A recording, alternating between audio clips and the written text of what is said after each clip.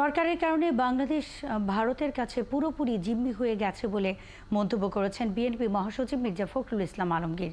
নয়াপল্টনে দলের কেন্দ্রীয় কার্যালয়ের সামনে খালেদা জিয়ার মুক্তির দাবিতে আয়োজিত এক মানববন্ধনে কথা বলেন তিনি। বিএনপি মহাসচিব বলেন, ফ্যাসিবাদী আগ্রাসনের শিকার হয়ে খালেদা জিয়া প্রতিদিন মৃত্যুর সঙ্গে লড়ছেন। তার মুক্তি হলে জনগণ দুঃশাসন থেকে মুক্তি পাবে বলে মন্তব্য করেন তিনি।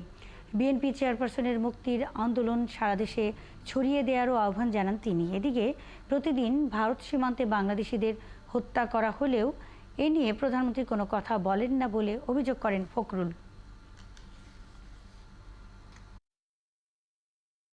দেশকে পুরোপুরিভাবে ভারতের কাছে একেবারে জিম্মি করে দিচ্ছে। আমরা সীমান্তে হত্যা হচ্ছে প্রতিদিন, গতকালও হত্যা হয়েছে।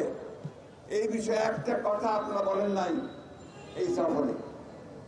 আমাদের সরাসরি প্রশ্ন আপনাদের কাছে যে কোন পৃথিবীতে কোন দেশ আছে বন্ধু দেশ যে তার বর্ডারে বন্ধুরা গুলি করে হত্যা করে আমাদের নাগরিককে।